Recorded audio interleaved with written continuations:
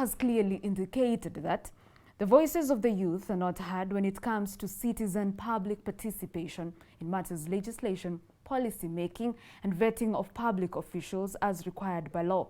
The youth have a large existence in the digital space, and institutions such as IASR and Sprout Africa are using this to enhance inclusive participation in youth in governance, since they are left out by the traditional methods of public participation as practiced in Kenya today.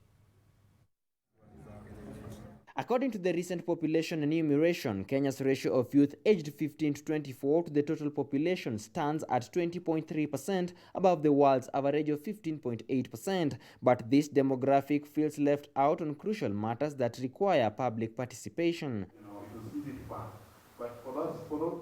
This exclusion is attributed to factors such as lack of time for them to participate in major forums and engagements by the governments, since most of the youths are in school, and lack of proper means of dispersion of information and communication. Forums such as national or county government legislation, budget planning, vetting of possible public official, and even projects have been barred from the youth, who make up the majority of the population.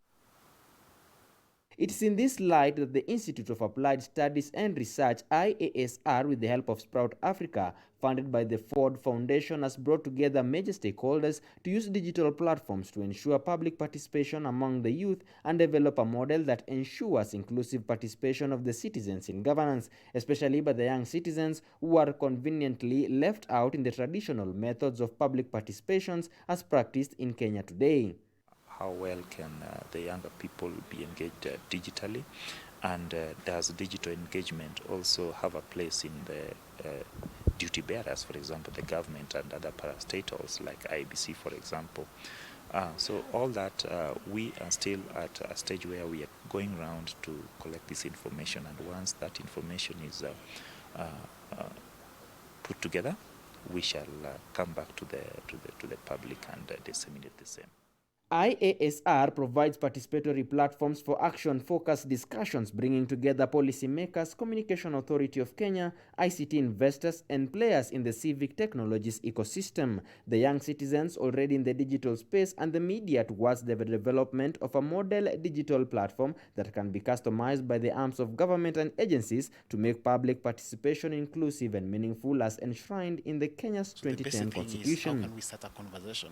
Probably can be able to lead to a legislation, effective legislation, where you can also engage young men and women who are in this particular space, and they are techno-savvy, so that they can make sure that they also contribute for the well-being of their issues within their respective communities. Yeah, we're still surveying how do we make that entry and start engaging the youth on digital platforms. Yeah, because now we are looking, even the government, you know, this thing of e-government, where now we apply for our passports online, our driver's license online. So we want to see, that is, we offer services. The government already offer services on the digital space, but we are not engaging on the digital space. Given that the youth have a large presence in the digital space, comprising of mainstream and social media, then it will be much easier for them to be engaged in public participation forums as stipulated by law. Samson Jura, KUTV.